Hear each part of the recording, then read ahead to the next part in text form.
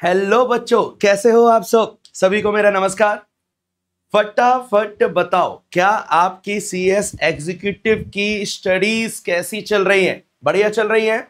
I hope एकदम बढ़िया चल रही होंगी।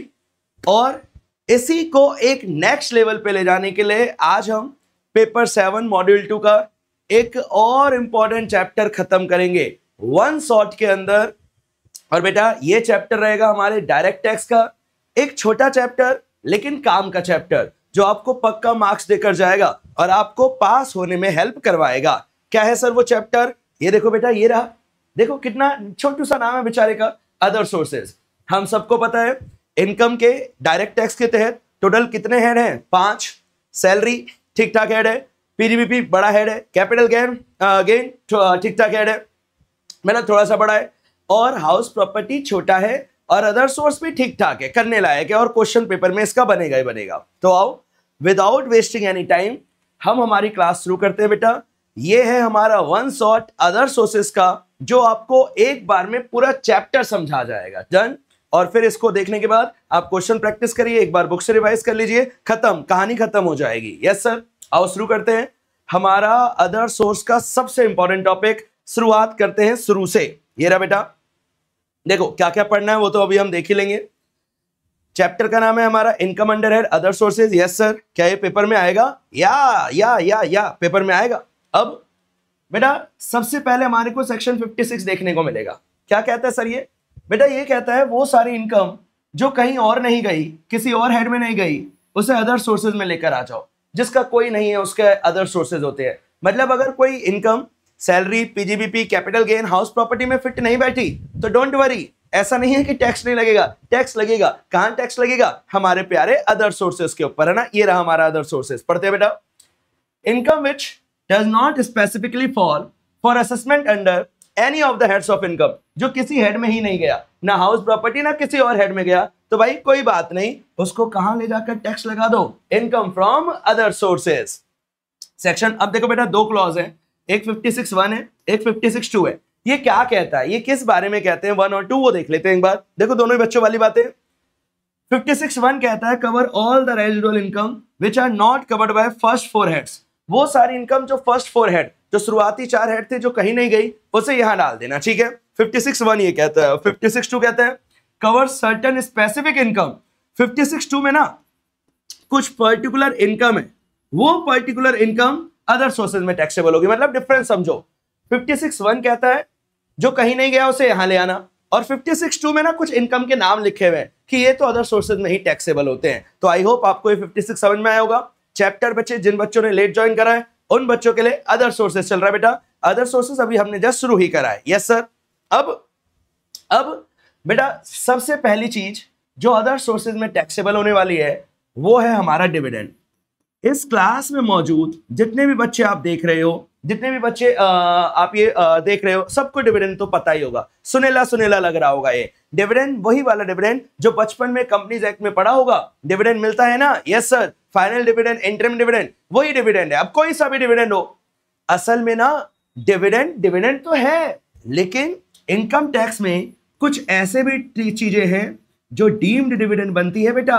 डीम्ड डिविडेंड कौन कौन सी, वो मैं अभी दिखा दूंगा। ये सब भी यहीं पे टैक्सेबल होगा। डिविडेंड नाम नजर आते ही कहीं और मत लेकर जाना, अदर सोर्सेज में लेकर आना, अदर सोर्सेज हेड के अंदर लेकर आना। अब क्या है बेटा उसके अंदर? लेट्स सी, ध्यान से देखिएगा प्लीज।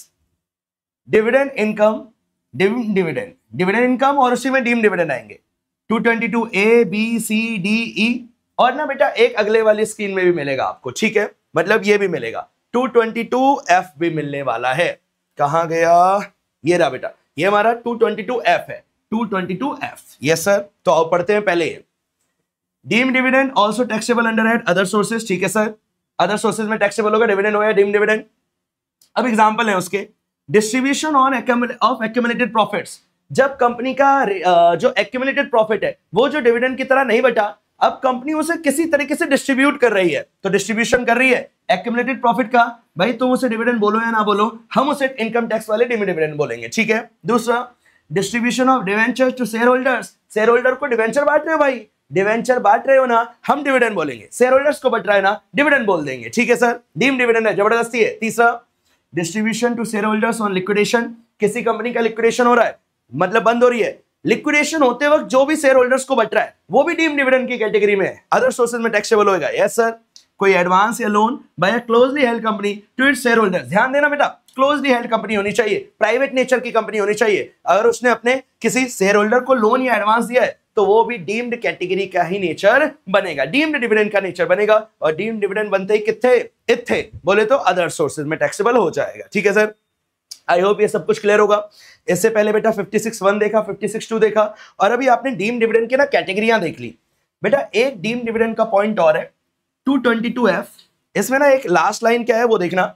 अच्छा ये अभी थोड़ी सी आपकी छुप रही होगी, ये इधर उधर कहां से होगा, आई डोंट नो ये कहां से होगा, छोड़ो, मतलब ये तो दिख रहा होगा ना 1 अक्टूबर 2024, ये जो पॉइंट है ना ये 1 अक्टूबर 2024 के लिए रेलिवेंट है, तो प्लीज ध्यान से पढ़ना, अच्छा पॉइंट है, ध्यान से पढ़ना। इसे ना मैं थोड़ा सा छोटा कर देता हूं, रुको, तुम भी क्या याद रखोगे, थोड़ा सा छोटा कर देते हैं, फिर ये अब विजिबल हो जाएगा। देखो अभी विजिबल है, यस सर। अब पढ़ते बच्चे ध्यान से, कुछ बातें हैं 222F की, अमेंडेड है, तो पेपर के लिए अच्छे से देख कर जाना, बन सकता है पेपर में question. Amount received by a share holder, बेटा हम सब ने बचपन में पढ़ा हुआ है, शेयर होल्डर को बायबैक का पैसा मिला है, buyback buyback buyback buyback, companies act 2013 section 68, buyback का पैसा मिला है शेयर होल्डर को। जी sir. Will be taxed as dividend, वो भी डिविडेंड की तरह टैक्स होगा अंदर अदर सोर्सेज में। ठीक है, this will attract income tax at the applicable slab rate, ये भी बेटा काम की बात है। और ये जो बायबैक का जो पैसा मिला ना, डीम्ड डिविडेंड है, ये तो ठीक है, साथ के साथ दूसरी काम की बात, ये स्लैब रेट वाइज ही टैक्सेबल होता है, स्लैब रेट वाइज ही टैक्सेबल होता है। ठीक है, ओके, और ये 39% तक जा सकता है, मतलब सारा सरचार्ज परचार्ज सब कुछ मिलाकर ये 39 चला जाएगा, ये याद नहीं रखना, बस ये ध्यान रखना है, ये जो बायबैक का पैसा मिला है ना शेयर होल्डर को, कहीं और नहीं, इधर डीम्ड डिविडेंड का पार्ट है 222F। ठीक है, फिर इसमें लिखा हुआ है कुछ जनरल बातें हैं। If a recipient shareholder is a body corporate, then applicable depends upon the rate applicable to the company. अगर जिसको मिला है वो इंसान नहीं है, इंसान होता तो स्लैब रेट लगते, इंडिविजुअल होता तो स्लैब रेट लगते, लेकिन मैं कंपनी हूं, मुझे कोई डिविडेंड मिला है, तो मुझे कोई डिविडेंड मिला है तो बेटा कोई दिक्कत नहीं है, कंपनी पे जो रेट एप्लीकेबल है वही मेरी कंपनी पे भी रेट एप्लीकेबल हो जाएगा। इंडिविजुअल है तो स्लैब रेट, कंपनी है तो जो कंपनी पे रेट लगता है वो टैक्सेबल हो जाएगा। ठीक है, फिर बेटा ये ATM की बातें हैं, ये डिडक्शन चैप्टर का पॉइंट है। ATM थोड़ा सा मैं आपको दिखा दूंगा, इस चैप्टर का ये पार्ट नहीं है। ओवरऑल अगर मैं सम अप करके बोलूं तो 222A हो, B हो, C हो, D हो, E हो, F हो, अगर वो डिविडेंड है, चाहे वो डीम्ड डिविडेंड हो, वो सब कुछ कहीं नहीं जाने का, उसको भाई यहीं लेकर आओ, इधर लेकर आओ, इधर लेकर आओ, कहां लेकर आओ, अदर सोर्सेज में लेकर जाओ, ये कहीं और फिट नहीं बैठ रहा। यस सर, प्लीज बच्चे सबसे रिक्वेस्ट है, याद करना है ये पॉइंट तो याद करना है। चलो जी आगे देखना बच्चे ध्यान से। अब है कुछ डिविडेंड की रिडक्शन, वैसे ये आगे जाकर मैंने दोबारा से लिखा हुआ है, फिर से देख लेते। डिविडेंड इनकम में से कुछ चीजें माइनस करना अलाउड है, जैसे पीजीबीपी में डिडक्शन मिलती थी, सेम उसी तर्ज पे यहां पे भी डिडक्शन मिलेगा, डोंट वरी मिलेगा। Where dividend is assessable to tax as business income, अगर डिविडेंड आपकी बिजनेस इनकम की तरह टैक्सेबल हो रहा है, then the assessee can claim the deduction of all those expenditure which have been incurred to earn that dividend। ये तो भाई बेटा ये तो पीजीबीपी की बात हो गई कि जो भी हमने बिजनेस की तरह इनकम कमाया डिविडेंड का, उसके जो भी खर्चे हुए होंगे रिलेटेड, वो सबका डिडक्शन मिल जाएगा। यहां का बताओ भाई, यहां का बताओ, इस चैप्टर का बताओ, तो बेटा वो ये है, whereas if dividend is taxable under head other sources, tax मिला, डिविडेंड मिला है, अदर सोर्सेज में टैक्सेबल हो रहा है, अब इस चैप्टर की बात हुई है, then the assessee can claim deduction of only interest expenditure which has been incurred to earn that dividend। उस डिविडेंड को कमाने के लिए जितना इंटरेस्ट एक्सपेंडिचर हुआ, लेकिन मैक्सिमम अप टू 20% तक का ही डिडक्शन मिलेगा। ये वाली बात ध्यान रखना। अगर बिजनेस इनकम की तरह टैक्सेबल है तो कोई लिमिट वगैरह नहीं है, कोई पर्टिकुलर खर्चे का नाम नहीं है, जो भी रिलेटेबल खर्चा वो सब मिल जाएगा। लेकिन अगर मैं अदर सोर्सेज की बात करूं ना, तो अदर सोर्सेज के अंदर दिमाग मत चलाना, इंटरेस्ट खर्चा ही मिलेगा। जो भी इंटरेस्ट का खर्चा है डिविडेंड को कमाने के लिए किसी बैंकर वगैरह को पे करा तो उसका आपको डिडक्शन मिल जाएगा, लेकिन 20%, ये ध्यान रखिएगा। ठीक है सर, 20% किसका? टोटल डिविडेंड इनकम का। Yes sir. आगे बेटा ये ATM की छोटी सी बात लिखी है, सच बहुत ज्यादा अभी काम की नहीं है। इंटर कॉर्पोरेट डिविडेंड, जब एक कंपनी दूसरी कंपनी को डिविडेंड बांटती है तो उसके लिए कुछ लिखा हुआ है, as a taxability of dividend is proposed to be shifted हम टैक्सेबिलिटी को शिफ्ट कर रहे हैं, इसलिए एटीएम आया है। ये आपने रिडक्शन चैप्टर में पक्का पढ़ा होगा। Domestic company receives dividend from another domestic company, एक डोमेस्टिक कंपनी को दूसरी डोमेस्टिक कंपनी से डिविडेंड मिला है। Then provision of section 80M removes the cascading effect, तो सेक्शन 80M लाकर कैस्केडिंग इफेक्ट हटाया गया, मतलब दोबारा टैक्स लगने से बचाने की कोशिश करी गई है 80M के अंदर। यहां अभी हमारे को पढ़ना नहीं है, अभी तो बस इतना ध्यान रखना, डिविडेंड बोले तो अदर सोर्स, बात खत्म, चाहे वो डीम्ड डिविडेंड क्यों ना हो। डिडक्शन कितनी मिलती है, उसका परसेंटेज और उसका वो कंटेंट ध्यान रखना, इंटरेस्ट वाली बात याद हो गया। तो डिविडेंड का क्वेश्चन आप पक्का अटेम्प्ट कर जाओगे, 100% अटेम्प्ट कर जाओगे। अब मेरी बात ये भी सुन लो, क्या डिविडेंड पर्टिकुलर पॉइंट पे 5 नंबर का क्वेश्चन बनने के चांसेस है? बेटा चांसेस कम है, 2-3 पॉइंट को मिलाकर क्वेश्चन बनाने के चांसेस ज्यादा है। लाइक गिफ्ट डाल देगा, लाइक डिविडेंड डाल देगा, इंटरेस्ट डाल देगा, फैमिली पेंशन डाल देगा, ऐसे मिलाकर क्वेश्चन पूछने के chances are higher. Yes sir, आगे बढ़ते हैं बेटा। कैजुअल इनकम खत्म, पड़ी इनकम, डिविडेंड खत्म, डिविडेंड का पॉइंट खत्म। अब है कैजुअल इनकम, जो हम रेगुलर बेसिस पे नहीं कमा रहे, like lottery, like horse racing, इनसे जो भी पैसा कमा रहे हैं अदर सोर्सेज में जाएगा। Lottery, crossword puzzle, horse race, card game, पत्ते खेलने के शौकीन है तो बेटा फ्लैट 30% है। ये आपने टीडीएस में भी पढ़ा होगा, फ्लैट 30% है। यस सर, और फ्लैट 30% में सरचार्ज है तो वो भी जुड़ेगा, सेस है वो भी जुड़ेगा, मतलब सब कुछ एक बार में काट लेंगे। ठीक है, टीडीएस की बात बता रहा हूं, टैक्सेबल तो पूरा लगेगा। टीडीएस 30% है, अगर 10,000 से ज्यादा का है, बेटा ये टीडीएस में पढ़ा हुआ है आपने। Yes sir, also no deduction can be claim, बेटा 80C से 80U, आप लोगों ने ये सेक्शन सुना होगा, 80C से 80U लाइफ इंश्योरेंस पॉलिसी से शुरू होता है 80C, 80U डिसेबिलिटी तक जाता है। इनके बीच की जितनी भी डिडक्शन है, किसी चीज का कोई बेनिफिट नहीं मिलेगा, कुछ माइनस नहीं होगा। ये जो उल्ट पटांग इनकम है, कैजुअल इनकम है, इसमें किसी चीज की कोई डिडक्शन नहीं मिलती, ना 80C से ना 80C की, ना 80U की, ना बीच की किसी चीज की डिडक्शन मिलेगी। चलो आई होप बच्चे कैजुअल इनकम क्लियर हुआ होगा आपको। कैजुअल इनकम वो इनकम है जो रेगुलर बेसिस पे नहीं मिल रही, और ये कहां टैक्सेबल हो रही है? ये टैक्सेबल हो रही है हमारी इत्थे बोले तो अदर सोर्सेज में। Yes sir. बेटा तीसरा, consideration received in excess of FMB of shares, ध्यान से देखना, हमारे को कोई कंसिडरेशन मिला है फेयर मार्केट वैल्यू, एफएमबी का मतलब क्या हो गया बेटा? Fair market value. ठीक है सर, हमारे को कंसिडरेशन मिला है in excess of fair market value of shares issued by a closely held company to be treated as income of such company where shares are issued at premium। अगर हमने shares को premium पे issue करा है और consideration मिला है FMB से भी ज्यादा, भाई फेयर मार्केट वैल्यू से ज्यादा कंसिडरेशन क्यों मिला है? फेयर मार्केट वैल्यू से ज्यादा मिला है, इट मींस ये इनडायरेक्टली मेरी इनकम है, और ये मेरी इनकम है तो टैक्स लगाएंगे, और इसका कोई हेड प्रॉपर नहीं बैठ रहा तो अदर सोर्सेज में लेकर जाएंगे। भाई समझो, फेयर मार्केट वैल्यू से ज्यादा हिम्मत कैसे हुई तुम्हारी? अगर हो गई मतलब तुम्हारे को बेनिफिट मिला है, तुम्हारे लिए इनकम ट्रीट करेंगे और इस पे टैक्स लगा देंगे अदर सोर्सेज के अंदर। यस सर, ठीक है। नीचे फॉर्मूला बता रखा है, इशू प्राइस एफएमबी, मान के चलो 120 रुपए था issue price, fair market value थी 100 रुपए, तो कितने रुपए इनकम हो गई? 20 रुपए। ओके, अगला पॉइंट बेटा, ये डी पॉइंट आपने कैपिटल गेन के अंदर सुना होगा शायद, कैपिटल गेन हेड के अंदर, अगर गवर्नमेंट हमारी प्रॉपर्टी का कंपलसरी एक्विजिशन कर लेती है, कंपलसरी एक्वायर कर लेती है, तो बेटा उसे ट्रांसफर मानते हैं और फिर उस पर कैपिटल गेन लगता है। अब वहां से एक रिलेटेड पॉइंट ये है कि अगर उस कंपनसेशन को मिलने में देरी हुआ या इनहेंस कंपनसेशन को मिलने में डिले हुआ या जो भी हुआ, अगर उस पर कोई इंटरेस्ट भी मिल रहा है, कंपनसेशन के साथ साथ कोई इंटरेस्ट का पोर्शन भी मिल रहा है, तो दैट इंटरेस्ट का portion will be taxable under head other sources. Capital gain तो वहीं टैक्सेबल होगा, लेकिन उसका इंटरेस्ट का पोर्शन यहां टैक्सेबल होगा। ये लिखा हुआ है, interest received on compensation, enhance compensation, interest, बेटा काम का वर्ड क्या था? इंटरेस्ट। Yes sir. इसके अलावा बेटा ये आपने अगेन कहां पे पढ़ा है? कैपिटल गेन में।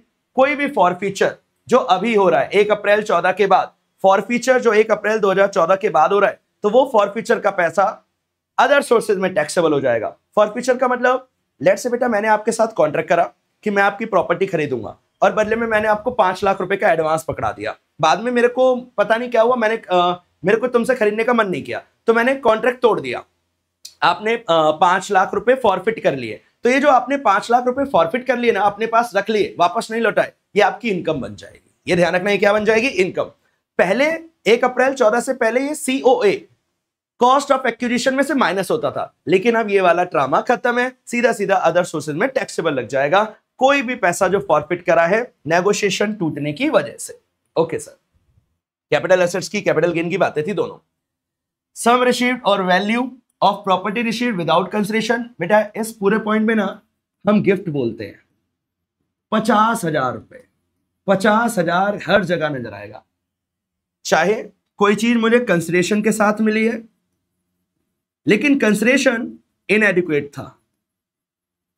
जैसे फॉर एग्जांपल किसी चीज की वैल्यू थी 4 लाख रुपए और मैंने उसके लिए पे करे हैं 40,000 रुपए, तो बेटा मेरे को कितने रुपए का बेनिफिट मिला? 3,60,000। ये मेरी इनकम बन जाएगी, ये मेरी इनकम बन जाएगी, गिफ्ट कहलाएगा बेटा ये गिफ्ट। इसे हम बोलेंगे इनएडिक्वेट कंसिडरेशन, इसे हम बोलेंगे बेटा इनएडिक्वेट कंसिडरेशन। मतलब मैंने पैसा दिया लेकिन पूरा नहीं दिया, मेरे को हैवी चीज मिली है कम पैसा देकर। अगर 50,000 से ज्यादा का डिफरेंस आ गया तो फिर वो अदर सोर्सेज में टैक्सेबल हो जाएगा, ठीक है। या फिर विदाउट कंसिडरेशन, बिना कंसिडरेशन के मुझे कोई 60,000 रुपए की चीज मिली है, मतलब 50,000 से ज्यादा, कोई भी विदाउट कंसिडरेशन मिला हो या इनएडिक्वेट मिला हो और 50,000 से ज्यादा का मुझे बेनिफिट मिल रहा है, तो दोनों ही केसेस में वो अदर सोर्सेज के अंदर टैक्सेबल हो जाएगा। यस सर, ये लिखा हुआ है। सम रिसीव्ड और value of property received without consideration और विद एडिक्वेट इनएडिक्वेट कंसिडरेशन, या तो पैसा मिला ही नहीं या तो दूसरा इनएडिक्वेट मिला था, तो ये सब रिसिपिएंट के हाथ में टैक्सेबल होगा। थ्रेशोल्ड लिमिट बेटा पता है 50,000 से ज्यादा, मनी मिला है 50,000 से ज्यादा, अदर हेड में टैक्सेबल हो जाएगा।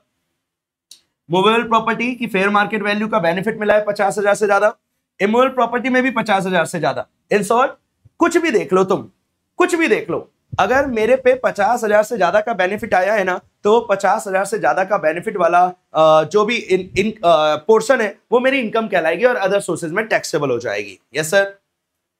बेटा ये ना मैंने एक छोटा सा चार्ट बनाया है समझाने के लिए, बस मैं पहली रो दिखाता हूं, देखना कितना इजी है। सब में एक ही बात है, मतलब अगर आपको 50,000 वाली बात पिछली वाली समझ में आई ना, तो ये उसी को बस थोड़ा अलग तरीके से प्रेजेंटेड है, नथिंग एल्स। देखना, any sum of money without consideration, बिना कंसिडरेशन के पैसा मिला है, 50,000 से ज्यादा का मिला है, मुबारक हो, अदर सोर्सेज में टैक्सेबल है। Any immovable property such as land building without consideration, अगर स्टैम्प ड्यूटी वैल्यू 50,000 से ज्यादा है तो बेटा विदाउट है। अगर इसी को मैं बोलूं इनएडिक्वेट कंसिडरेशन के साथ, ये तो था हमारा विदाउट कंसिडरेशन, अगर मैं बोलूं इसे इनएडिक्वेट कंसिडरेशन के साथ, तो बेटा जितना मैंने पैसा दिया और जितने की फेयर मार्केट वैल्यू थी, अगर उसमें 50,000 से ज्यादा का गैप है, स्टैम्प ड्यूटी वैल्यू थी, अगर 50,000 से ज्यादा का गैप है, तो उस केस में वो जितना गैप है वो कहां टैक्सेबल हो जाएगा? Other sources. अगर इमूवेबल प्रॉपर्टी नहीं है तो मूवेबल होगी, लाइक ड्राइंग्स हो गई, ज्वेलरी हो गई, ये सारी चीजें हो गई, तो इस केस में फेयर मार्केट वैल्यू आ जाएगा। प्रॉपर्टी है तो स्टैम्प ड्यूटी वैल्यू आ जाएगा, मनी है तो रुपीज आ जाएगा, और अगर इमूवेबल प्रॉपर्टी है तो एचडीबी आ गया, और अगर अदर देन इमूवेबल प्रॉपर्टी कोई प्रॉपर्टी है तो फिर फेयर मार्केट वैल्यू आ जाएगी। हर जगह मेरे पास बेनिफिट 50,000 से ज्यादा का है तो भाई गए तुम, गए मतलब अदर सोर्सेज में वो टैक्स लगना ही लगना है, ठीक है। किस पे लगेगा टैक्स वो मैंने यहां पे लिख भी दिया। चलो जी, आई होप बच्चों ये भी क्लियर होगा आपके। Yes sir. देखना बेटा, not taxable if received by, बेटा कुछ ऐसे पॉइंट है ये गिफ्ट वाले जो अगर इन लोगों से मिले, ये गिफ्ट वाला ही पॉइंट है ना जो अभी हमारा चल रहा है, अगर इन लोगों से ये पैसा मिल रहा है जो अभी हम पढ़ रहे थे 50,000 वाला, तो टैक्सेबल नहीं है, ठीक है sir. Some received in connection to expenditure on कोविड-19 के दौरान ये अमेंडमेंट आई थी तो इसका कोई खर्चा मिला। Member of a family of disease person, कोविड-19 से किसी की डेथ हुई थी, उसके घर वालों को कोई मिला, एम्प्लॉयर से मिला, नो लिमिट, किसी और से मिला, सरकार वगैरह से मिला तो 10 लाख की लिमिट है, इसके ऊपर टैक्सेबल हो जाएगा। रिलेटिव से मिला, टैक्सेबल नहीं है, शादी में मिला, टैक्सेबल नहीं है, विल के तहत जो इनहेरिटेंस में मिलता है वो भी टैक्सेबल नहीं है, डेथ के केस में भी टैक्सेबल नहीं है, लोकल अथॉरिटी से मिला, टैक्सेबल नहीं है, ट्रस्ट यूनिवर्सिटी से मिला, टैक्सेबल नहीं है। मतलब इन सब से अगर वो 50,000 वाला पॉइंट मिल रहा है तो वो टैक्सेबल नहीं है, बस इतनी सी बात है। मतलब अगर पेपर में इनमें से कुछ नजर आया और आपको लगे कि अब अंदर से आवाज आए अदर सोर्सेज है, अदर सोर्सेज है, तो आवाज को दबा देना, क्योंकि ये है ना इन वालों पे टैक्स नहीं लगने वाला, अदर सोर्सेज में टैक्सेबल नहीं है सर। चलो जी आगे देखना बेटा, नॉर्मल सा पॉइंट है, किसी का एम्प्लॉयमेंट टर्मिनेट हुआ है तो टर्मिनेशन के बदले उसे कंपनसेशन मिला या कुछ और मिला, ये सब कुछ यहीं टैक्सेबल होगा। अगर कहीं और टैक्सेबल नहीं हुआ तो यहीं पीजी अदर सोर्सेज के अंदर लाकर इसको टैक्सेबल कर देंगे। कीमैन इंश्योरेंस पॉलिसी का भी अगर पैसा मिला है तो ये भी हमारे अदर सोर्सेज में ही टैक्सेबल होगा, बस नाम ध्यान रखना है। इसके अलावा कुछ बेटा रेजिडुअल इनकम में मैंने एग्जांपल लिख दिया जिसका कोई और हेड नहीं है, वो यही टैक्सेबल होगा। लाइक एमपी एमएलएस की सैलरी, वो बेटा अदर सोर्सेज की तरह ही टैक्सेबल होता है। जस्ट अपनी नॉलेज के लिए ध्यान रख के जाना बस। चलो अब बेटा डिडक्शन है, डिडक्शन 57 बेटा 4 सेक्शनों का तो ये चैप्टर है, 56, 57, 58, 59, 56, 57, 58, 59, जिसमें से 56 मेन था वो आपका खत्म हो गया। 57 में डिडक्शन है, और क्या डिडक्शन है अभी पढ़कर आए हो आप, ये इन केस ऑफ डिविडेंड वाला अभी ये वाला पॉइंट पढ़कर आए हो बेटा, बाय बैक वाला थोड़ी देर पहले पढ़ाया था मैंने, देखना बेटा ध्यान से।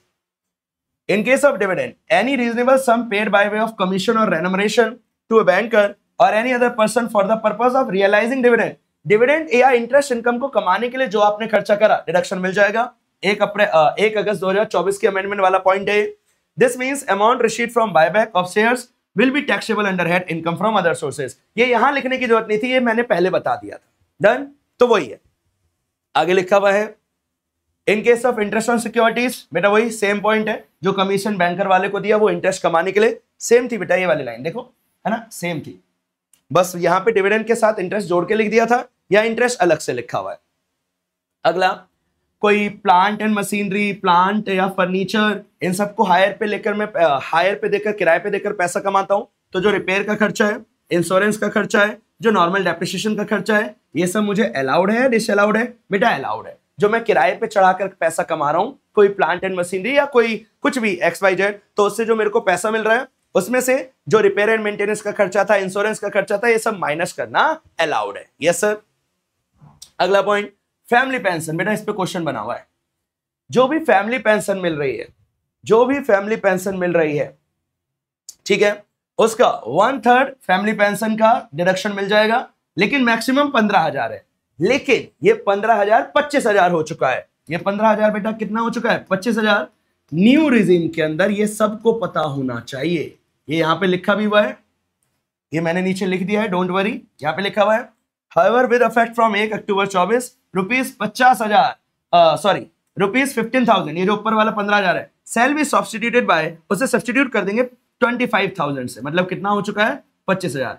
इन दोनों में लोअर है 1/3 और 25,000, न्यू रिजीम की बात कर रहा हूं बेटा, विच एवर इज लोअर का क्या मिल जाएगा, डिडक्शन मिल जाएगा। फिनिश फिनिश फिनिश, एकदम फिनिश, एकदम फिनिश। बताओ बच्चों किस किस को क्लियर है यहां तक, क्या क्या पढ़ा, एक बार मैं दिखाता हूं। ये चैप्टर तो आपको बाय टिप्स याद हो जाना चाहिए। यहां से शुरू हुई थी बेटा हमारी क्लास। सबसे पहले 56(1), 56(2), जो कहीं नहीं होता वो यहां आ जाता है, और पर्टिकुलर टाइप्स ऑफ इनकम, जिसमें हमने डीम डिविडेंड देख लिए, डिविडेंड तो होता ही होता है, डीम डिविडेंड भी होता है। नया पॉइंट है 220F, अच्छे से देखकर जाना, बायबैक वाला पॉइंट है। किस किस का डिडक्शन मिलता है वो हमने देख लिया। ATM की जरूरत उतनी नहीं है अभी हमारे को, इंटर कॉर्पोरेट डिविडेंड इतनी जरूरत नहीं है ATM की। कैजुअल इनकम यहीं पे टैक्सेबल होता है, लॉटरी पॉटरी 30% है, सरचार्ज और सेस भी जुड़ेगा। कोई डिडक्शन नहीं मिलती ATC से ATU की। कोई FMV से ज्यादा का मेरे को कंसिडरेशन मिल गया तो क्यों मिला भाई, अदर सोर्सेज में टैक्सेबल है। कोई इनहैंस कंपनसेशन या कंपनसेशन पे इंटरेस्ट मिला है, अदर सोर्सेज में टैक्सेबल है। फॉरफीचर हुआ है, कैपिटल गेन का अगेन फॉरफीचर हुआ है तो अदर सोर्सेज में टैक्सेबल है। कोई प्रॉपर्टी, ये गिफ्ट वाला पॉइंट है 50,000 वाला, चाहे मनी हो, चाहे विद कंसिडरेशन हो, चाहे विदाउट कंसिडरेशन, चाहे प्रॉपर्टी हो, चाहे मूवेबल प्रॉपर्टी हो, चाहे मूवेबल प्रॉपर्टी हो, 50,000। ठीक है सर, इसका एग्जाम्पल लिखे देखे भी हमने। इसके अलावा क्या क्या इन लोगों से मिलता है तो टैक्स नहीं लगता, लाइक गिफ्ट शादी में मिल रहा है या फिर डेथ के केस में मिल रहा है, लोकल अथॉरिटी से मिल रहा है तो टैक्सेबल नहीं है। ठीक है सर। कंपनसेशन जो एम्प्लॉयमेंट के टूटने पे मिल रहा है, कहीं और टैक्सेबल नहीं है तो यही टैक्सेबल हो जाएगा। कीमैन इंश्योरेंस पॉलिसी का पैसा, उसका जो बोनस का पैसा है वो सब अदर सोर्सेज में टैक्सेबल है। अगर PGBP और कहीं और टैक्सेबल नहीं है, फिर MP MLAs की भी इनकम कहीं और हेड में नहीं जा रही है तो सैलरी, लेकिन यही टैक्सेबल होगा अदर सोर्सेज में। फिर बेटा किस किस का डिडक्शन मिलेगा वो पढ़ना शुरू करा। सेक्शन 57 याद करना बहुत आसान है। ये हमारा डिविडेंड इनकम का डिडक्शन था, फिर उसके बाद इंटरेस्ट का डिडक्शन था, दोनों का सेम ही है। फिर अगर आप हायर वायर पे चढ़ाकर कोई इनकम कमाते हो तो वो जो खर्चे थे, रिलेटेड खर्चे, उन सबका डिडक्शन मिलेगा। फिर पेंशन जो कि इंपॉर्टेंट था वो हमारा खत्म हो गया, 15,000, 25,000, 1/3 इसका डिडक्शन मिलेगा। नीचे एक नॉर्मल बात लिखी है मैंने, मतलब याद होनी चाहिए आपको, जो हमारे आर्म्ड या पैरामिलिट्री फोर्सेज होते हैं जिन्हें परमवीर चक्र, महावीर चक्र और ये सब कुछ मिल रहा होता है, ये सारे लोगों की भी इनकम एग्जेम्प्टर होना बनता भी है, लॉजिकल है एकदम। ठीक है सर। इंटरेस्ट ऑन कंपनसेशन या इनहैंस कंपनसेशन, बेटा जो भी आपको कंपनसेशन मिल रहा है, पढ़ा था ना अभी, यही टैक्सेबल होता है अदर सोर्सेज में, इसका फ्लैट 50% का डिडक्शन मिलेगा। जितना भी आपको इंटरेस्ट मिला उसका फ्लैट 50% का डिडक्शन माइनस कर देना, आंख बंद और माइनस भाइयों, ठीक है सर, फ्लैट 50% डिडक्शन। फिर अगर डिडक्शन नॉट अवेलेबल, बेटा अभी आप पढ़ रहे थे 57 जहां डिडक्शन मिल रहा था, अब आप पढ़ोगे 58। देखो 56 में कौन कौन सी इनकम, 57 में डिडक्शन कौन कौन सी मिलेगी, 58 में डिडक्शन कौन कौन सी नहीं मिलेगी, 57 में कौन कौन सी मिलेगी, 56 में कौन कौन सी इनकम अदर सोर्सेज में टैक्सेबल होती है, 59 में डीम्ड इनकम आता है, डीम्ड इनकम आता है 59, एकदम छोटा सा है, 2 लाइनों का है, ठीक है सर।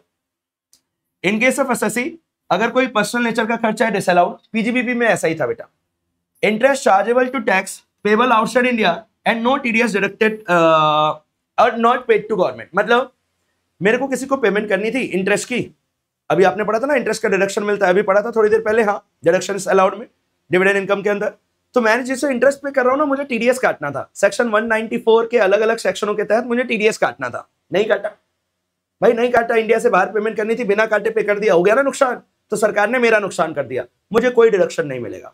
अगर किसी इंटरेस्ट इनकम पे मुझे टीडीएस काटना था लेकिन किसी कारणवश मैंने काटा नहीं, या तो काटने के बाद सरकार को जमा नहीं करवाया, तो दोनों केस में सरकार को गुस्सा आ जाएगा और फिर मेरे को डिडक्शन मिलेगी या नहीं मिलेगी, नहीं मिलेगी sir. Okay, deduction not allowed, section 58। Any expenditure if payment made to a related person, बेटा ऐसा आपने पीजीबीपी के अंदर सुना हुआ होगा, अगर कोई भी एक्सेसिव खर्चा है, अनरीजनेबल खर्चा है, तो असेसिंग ऑफिसर वो उसे डिसअलाउड करवा देगा।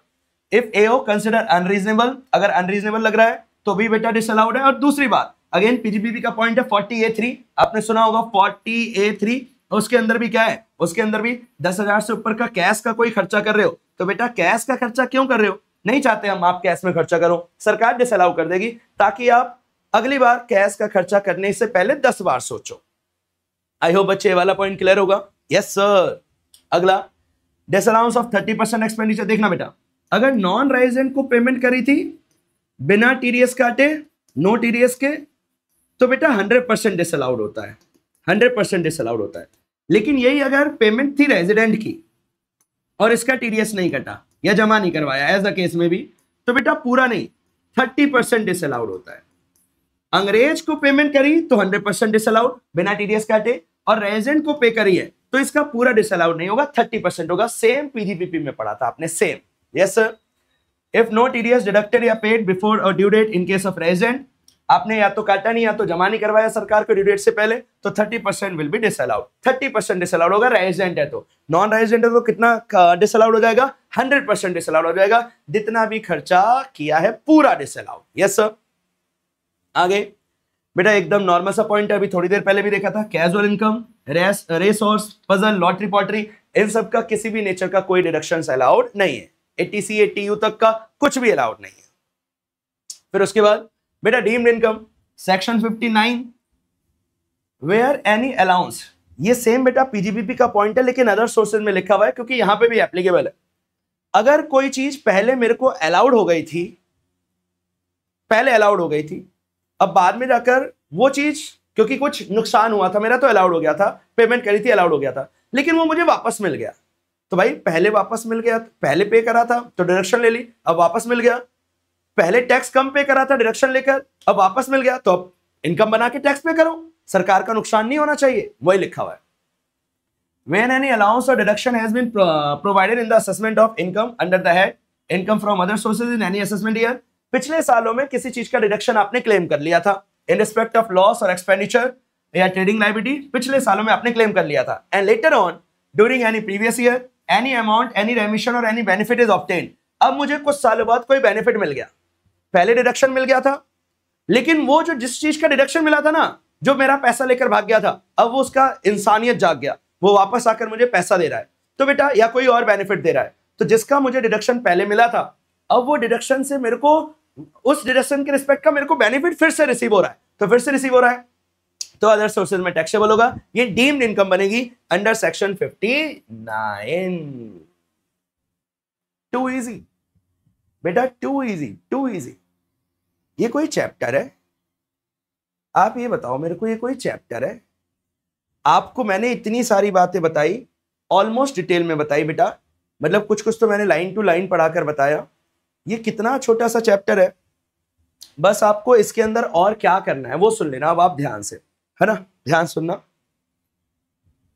आपने अगर कॉपी निकाल कर अभी नोट डाउन करा था तो बढ़िया है, वरना शॉर्ट नोट्स बना लो। छोटा सा चैप्टर है, आराम से बन जाएंगे, विद इन 1 डे बन जाएंगे। फिर उसके बाद PYQ उठा लो,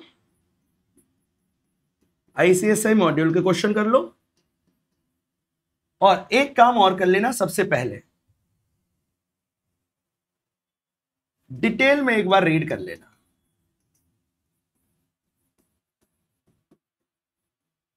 ये सारे काम कर लिए ना, और 5 नंबर का क्वेश्चन बन गया। ये सारे काम करने के बाद और पेपर में 5 नंबर का क्वेश्चन बन गया, तो पेपर में ये होने वाला है, अगर आपने ये 4 काम कर लिए तो। डिटेल रीडिंग एक बार, अब आपको पूरे चैप्टर का एक वन शॉट में ओवरव्यू मिल गया है, सारी चीजें आपने समझ ली हैं, एक बार डिटेल में पढ़ लीजिए। फिर उसके शॉर्ट नोट, जहां जहां फिगर था, कंटेंट था, याद करने वाला था, उसको लिख लीजिए। जितने भी पेज लग रहे हैं, 2 पेज, 1 पेज, 3 पेज, 4 पेज, आराम से हो जाएगा। फिर उसके बाद प्रीवियस ईयर के क्वेश्चंस और ICSI के मॉड्यूल के क्वेश्चंस उठाइए, देखिए क्वेश्चन हो जाएगा। और नहीं हुआ, अगर किसी में दिक्कत आई तो वो दिक्कत अभी पता चल जाएगी, तो पेपर में जरूर हो जाएगा। क्वेश्चन जरूर करिएगा, सबसे इंपॉर्टेंट बात है क्वेश्चन करना। अगर आपने क्वेश्चन नहीं करे ना तो कोई फायदा नहीं होगा बेटा, मैं फिर कह रहा हूं, कोई फायदा नहीं होगा, आपको क्वेश्चन करना ही पड़ेगा। नोट बना लेना ध्यान से बेटा, बहुत छोटा चैप्टर है, आराम से आप इस चैप्टर को रिवाइज कर सकते हो। जो कहीं कहीं अमेंडमेंट है उसे भी देख कर रखना।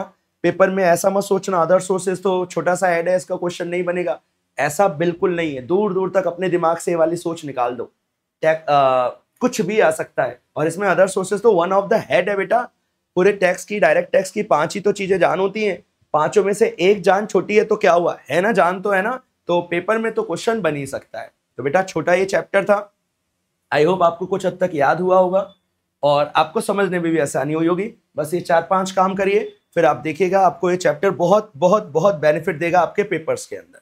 चलो जी, अब हम क्या करेंगे, अब हम अलविदा लेंगे, नए दिन मिलेंगे नए टॉपिक के साथ, नई एनर्जी के साथ, नई रिवीजन, नया वन शॉट, सारी चीजें नया नया करेंगे।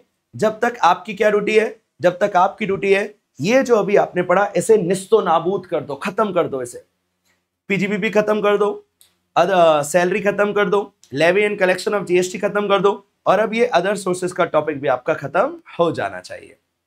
आई होप बच्चों आपको ये क्लास अच्छी लगी होगी। क्लास अच्छी लगी होगी तो लाइक जरूर कर देना, और अगर कुछ बहुत अच्छा लगा तो वो कमेंट करके जरूर बताना, है ना। मिलेंगे हमारे नए लेक्चर में, नए वन शॉट में, नई चीजों के साथ, फटाफट, बहुत जल्द आने वाले समय में। ठीक है, चलिए अभी के लिए सबको बाय बाय, टेक केयर, पढ़ते रहना और रिवाइज करते रहना, पेपर आने वाले। Thank you.